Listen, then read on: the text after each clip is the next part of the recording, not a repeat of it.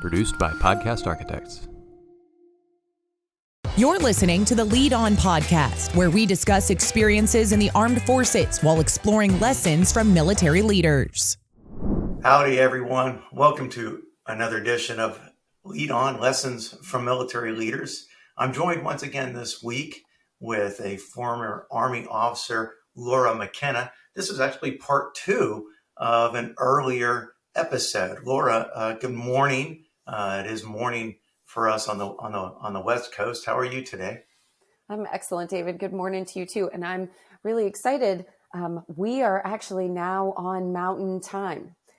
So it's an interesting thing being in Arizona. And it's been, a week since we were last together. And so I am no longer on Pacific Time. I am, in fact, on Mountain Time now. It's a strange thing to have other people change time zones around you. But for you not to change, it was actually really nice. Yeah, and this is when I start getting challenged again with multiple calendars across multiple time zones to make sure that I show up to appointments and schedule appointments at the right time. So we could just all be on Zulu time? Like, could we just pick? Just pick a time? Well, even today, as I arrived, and it was a minute or two before our producer showed up, and I'm like, okay, did I mess something up? But never fail.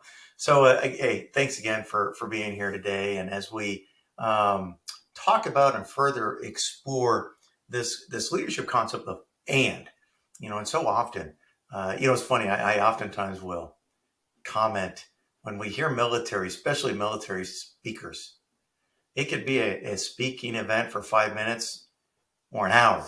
And they always have to have 3 points, right? It's like, why do you need 3 points? Why not just one really good point? But with this concept of and in leadership, it's always this and that. You need to do this and that. And the last week we talked about high-performing women. We talked about this need to embrace a concept of and, to be tough and nice. But this week I want to kind of explore this idea a little bit more, because you've taken it a step further. You shared some of your experiences, some stories of your 13 years in the Army, but you took this and concept to the next level in what you call strength and shield coaching. But even that and, it's not strength A-N-D shield. So with that as a means of a segue, let's share with us about strength and shield coaching and what you've been able to do over the last few years. Yeah. And thank you for the opportunity to share. Yeah, we're big on that ampersand. Like, we live the ampersand. And what that means is that we're overcoming the conditioning that has really been imposed on us, that we're supposed to be this one way. Something we talked about last time was this leader archetype, and that the leader archetype makes space for one thing, that you have to be tough, you have to be hard. In many ways, as a woman, the message that I received was that the way to be a leader was to be as much like my male peers as I could possibly be. And that conditioning is not really healthy, has not been healthy in the lives of the women that I serve. And I see this across the board with veteran women. We've been conditioned to believe that we're supposed to be a certain way, and that the way that we naturally are is somehow wrong or bad, and perhaps not effective. And I find that that's not actually true. And so as we expand the leader archetype, which is what we're about, like, this is a movement. This isn't just a coaching and retreats practice. This is a movement, based around that ampersand, that we are in a time of and. We are competent professionals and we are loving moms. We are hard and we are soft. We are fierce and we are gentle. We are strong and we are beautiful. We are women and we are effective leaders. It doesn't have to be one or the other. You can make an impact by loving your life. It doesn't have to be one or the other. You can make an impact and love your life. You don't have to be miserable to make an impact. It can be both. So a good friend of mine, a West Point classmate of mine, like literally just the other day, shared a post. We have a West Point moms group, and she was sharing, she, had a hard, long, exhausting day at work, came home. She has an infant. She's the mom of 3 girls, and she's holding her infant, who's now sleeping. She's nursed and she's, preparing the baby for bed. Well, Erin was one of the first women in artillery. Way back, in 2000, when women were not allowed in leadership positions on the firing line, but you could be, back in the firing direction center, the fires direction center. You could serve in different staff roles and positions. Erin loves big guns. She loves the king of battle. And so that was the branch that she chose, even though at the time she couldn't serve in certain capacities. And so she still wears the insignia of the Army Artillery as a necklace. And she said it occurred to her, here she's holding this delicate, beautiful, sleeping baby who still smells like baby, right? And her baby's hand was curled up and just resting on her chest right next to that symbol of big guns, king of battle. And she was like, what a beautiful juxtaposition of everything that we are and everything that we're capable of being. We are fierce and we are delicate. And that's the ampersand. I was like, oh my God, that's perfect. That's amazing. That's the ampersand. That's what we're here for. And I know you haven't been doing this, but, a few years. Yeah. And so first, what gave you the idea? Did you naturally just kind of connect with different women and just friends, and you were helping them out along the way? And then did somebody make a recommendation like you should get paid for this? Or was this something that maybe over years as you always wanted to do? As veterans, many of us have an entrepreneur spirit. In fact, many of us are more successful veterans because we don't know what failure looks like, right? We die trying to succeed. But real quickly, how did you get this started? And then I got another question, but I think contextually, I'd like to get a little bit more about that first. Yeah, for sure. And thank you. That's a great question. It definitely built over time. Okay. From my experiences in the military, where, what right looks like doesn't look like me. The ongoing battle between what I'm supposed to be and who I actually am. And so that, just those observations as I was coming up through the military, teaching at West Point was a pivotal experience for me as a mentor and a coach, because I had the opportunity to mentor and teach and coach men and women who were there as cadets and help them grow as leaders. And so that was an area where I also observed the need, because the women cadets who were seeking mentorship had different challenges than the men cadets who were seeking mentorship. And so that was an area where I was just sort of in the, that's interesting phase. I hadn't yet formed it. And then I transitioned from the Army, and I thought, well, what would I want to be as I'm transitioning from the Army? And that was when it really dawned on me that I wanted to help people heal, and that I wanted to help people overcome the subconscious beliefs that were keeping them from achieving the outcomes in their life that they really wanted, instead of just being what they're supposed to be. But I also wanted to pay my mortgage, and so I set it aside and went, okay, that's obviously not what I'm going to do, because I don't see that could be sufficiently income producing to provide for my family, which is another area where I have an understanding of challenges. I am the primary breadwinner for my household. And so veteran women who contribute to their households, either as the primary or one of the breadwinners, the income earners, I think we have a very unique set of challenges. And so just observing that through that process as well. I will tell you very briefly that my transition from the military was really not awesome. It was pretty miserable, actually. And so through that transition, it was a change to my whole self-concept. It was a change from an identity, not just a job.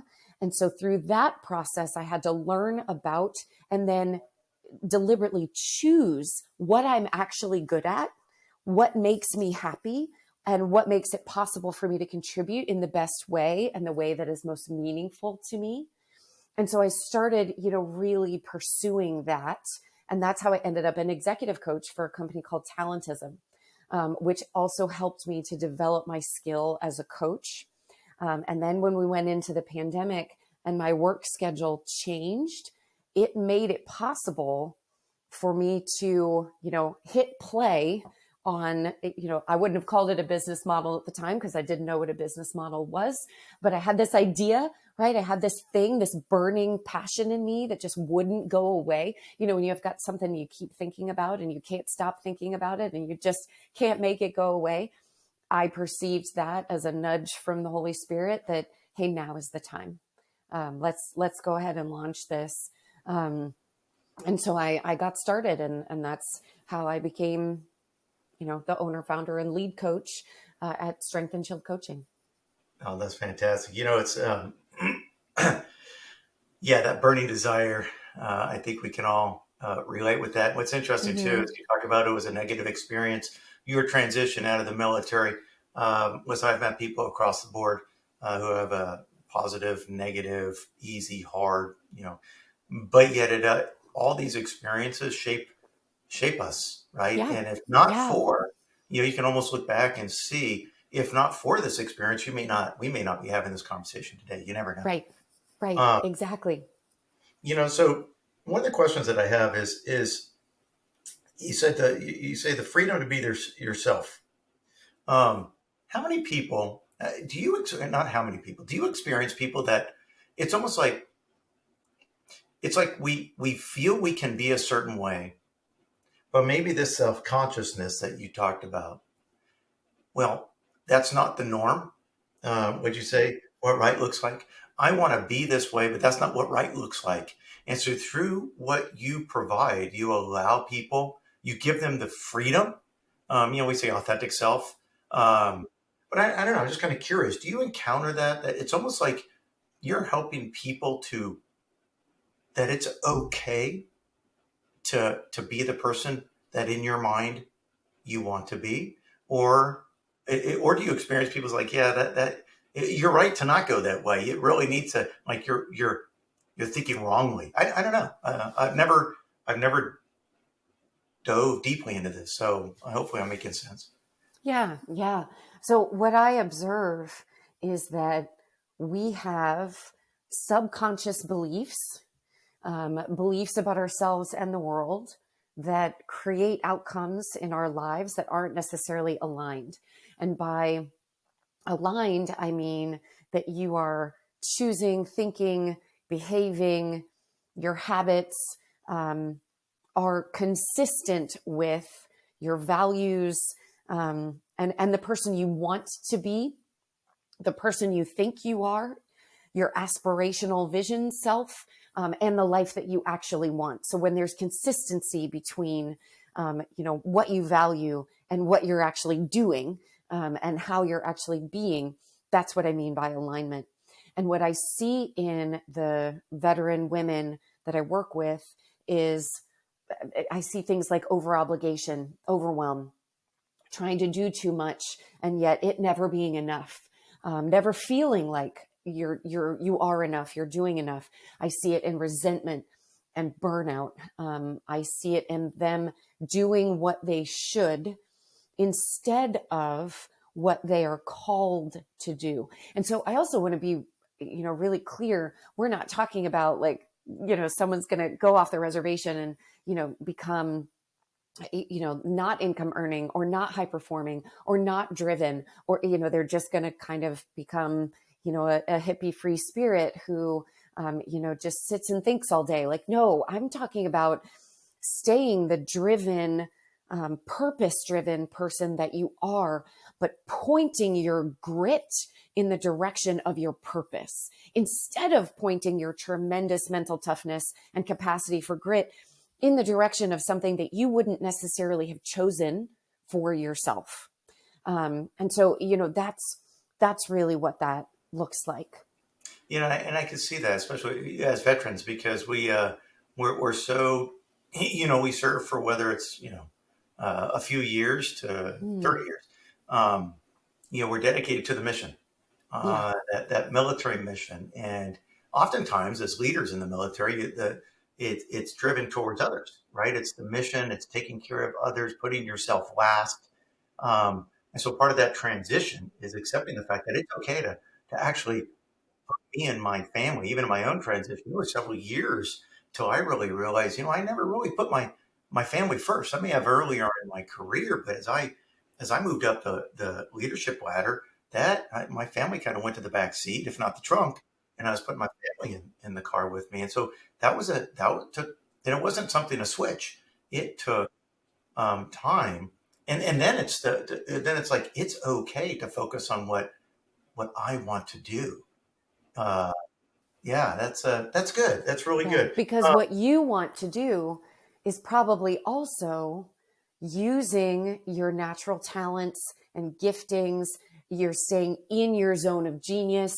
If you're familiar with Gay Hendricks, is the author of the book The Big Leap, and he talks about the concepts of the zone of incompetence, the zone of competence, the zone of excellence, and the zone of genius.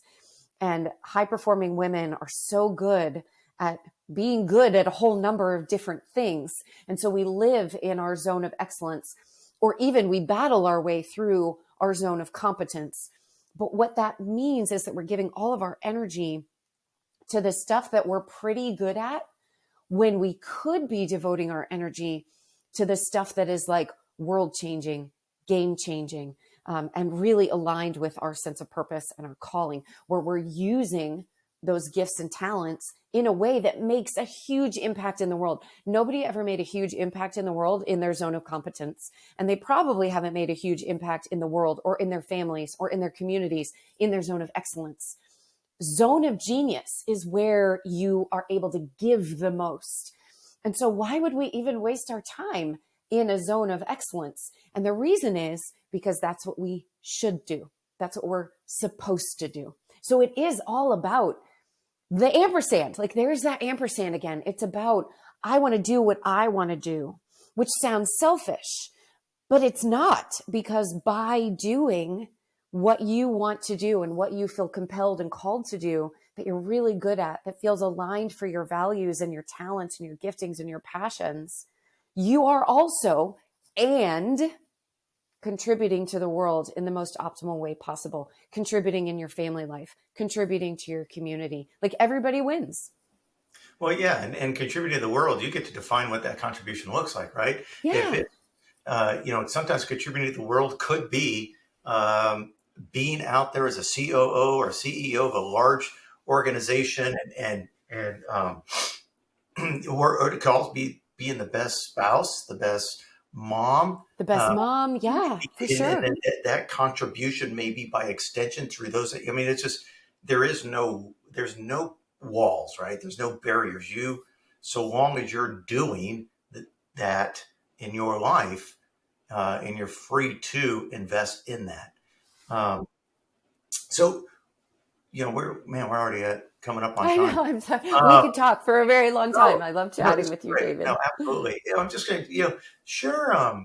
Is sure, one or two praise reports from somebody who's gone through, where maybe they were like this or thought this way, and then after spending some time with you, this is where they're at now.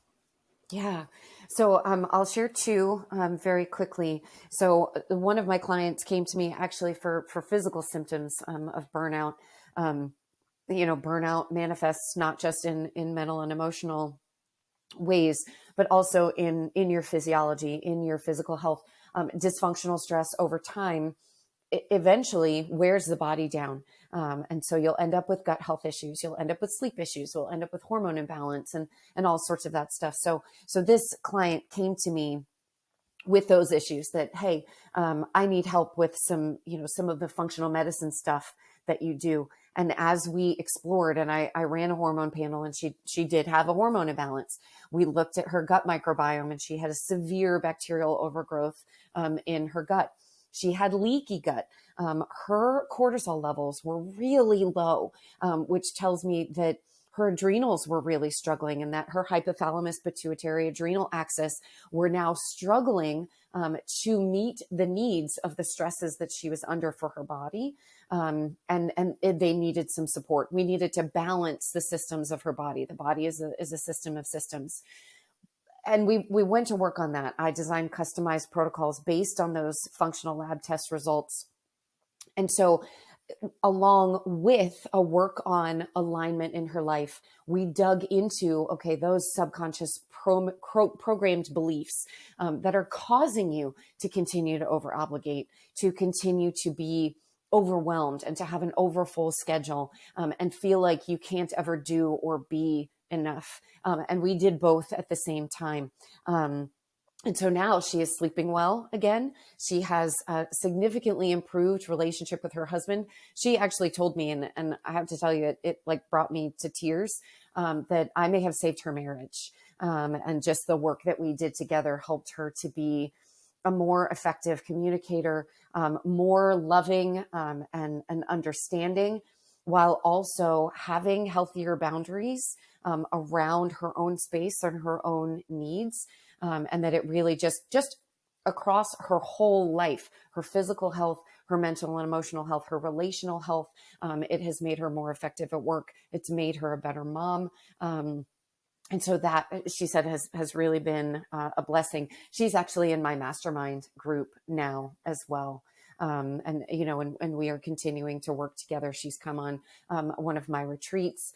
So I love clients like that get it and that really follow the protocol. And then because they're following the protocol, they experience results like that. This other client has not done the functional medicine piece. She's a senior military professional. She's a full board colonel in the Army. She's, transitioning roles a couple of times since we started working together. She's gone through a move, and she came to me really for the alignment piece, where she's now in the twilight years of her career, and she's not sure, will I stay for another 2 or 3? Will I stay for another 5? Will I be here for another 10 years? What's next for me? And so she wants to unpack what she has believed that is dysfunctional, that has caused her to feel exhausted and overwhelmed and not fully present in her life, so that as she goes into the next chapter, as she retires from the military, whenever that ends up being, that she's prepared to do that in a way that is aligned for her, so she doesn't miss the opportunity to love her life while also making a significant contribution in the way that is most meaningful for her. So she and I have been working together now for about 6 months. She also came on one of my retreats. And she has made so much progress in her relationships. She had a huge epiphany with an interaction with her husband a couple of weeks ago that she shared has really, in many ways, transformed their relationship.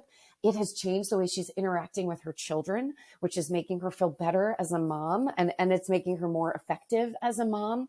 And she lastly shared that she's starting to get some clarity around what's next for her.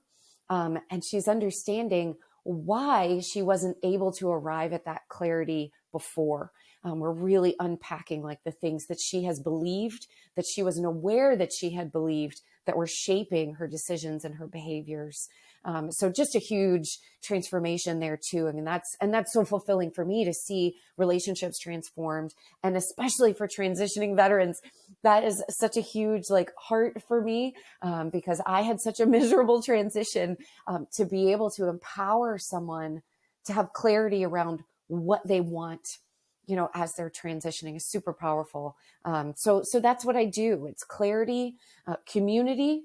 I want women to connect with each other for mutual support. I want them to have energy, and a sense of purpose, so they can, make the impact that they were put on earth to make. That's fantastic. You've been listening with a conversation with Laura McKenna. Laura is the founder and CEO of Strength and Shield Coaching, an Army veteran. Laura, we're just about out of time. If somebody's listening to this and they're interested in reaching out to you and learning more, where can they go? So they can go to the website, we are in the process of a rebrand. So the website is really very small right now, but it is www.strengthandand, because there's no ampersand, in websites, strengthandshieldcoaching.com. So it's a long name, www.strengthandshieldcoaching.com, or they can connect with me on LinkedIn. And we'll set up a call and just chat about what it is that they need. So Laura McKenna on LinkedIn. Okay, great. Well, thanks again for your service. Thanks for what you're doing and continue to serve. But before I let you escape, I do have one last. As leaders, we make decisions all the time, but they're not always the right decision. So was there ever a time when you made one of those bad decisions that had a bad outcome, but you dodged the bullet? You're like, man, that could have really gone south bad. But you learned from it. Yeah. I'm having difficulty choosing one. Yeah, right? I think this was, that was a regular occurrence. I'm a huge fan of failure because we learned so much from it. So I think I'll use an example from when I was a lieutenant, and I made the decision to take my platoon to the field. We were getting ready to deploy to Afghanistan, and I had designed a training program, for our platoon specifically, because we were outlying. It was something that we could do. And the commander had said, listen, if you've got this additional training, you are the one who knows what your platoon needs and where they need to be better to prepare us, for this upcoming deployment. And so I took my platoon to the field for a week, and I was talking with one of my NCOs while I was there, and she essentially tore me a new one. And she pointed out that you, dumbass lieutenant, are about to separate us from our families for anywhere between 6 to 14 months. This is training we could have done during the day. All of the things that we are trained on, like setting up tents and setting up a field area. And that's all stuff that we are a T. We are green on those metal tasks. The things that we needed to train on, we could have done in the motor pool, and you would not have had to take us away from our families. And I was a mom at the time. And so I really took that to heart that oh, you're right. This was a terrible decision. This was the wrong thing to have done. My intent was good, but my execution was poor. And so that's one of the many failures that I still think about, that, we have to consider the whole person as we're making decisions, especially as leaders, because it's not just our lives that we're affecting. It's the lives of the people that we're leading. So, wow. Yeah. Thank you for that. That's a great story. Thanks. It was rough. I really was oh my gosh, I was so embarrassed that I hadn't, thought of that. My commander was super impressed though, right? It was what I was supposed to do. Exactly. And I was operating on that programming. To do. That was what I was supposed to do. Yes. But ultimately it wasn't what I should have done. Yeah. Well, Laura, thanks for joining us. Thanks for joining me. Thanks for what you continue to do, the way you give back. Once again, everyone, I'm David Deary with the Enlisted Leadership Foundation.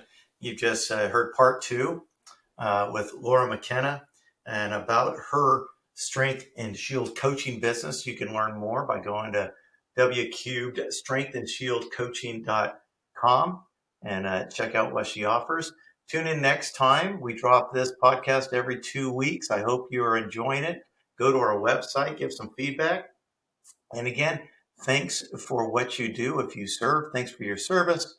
If you're hiring veterans, thanks for hiring veterans. Have a great day. Produced by Podcast Architects.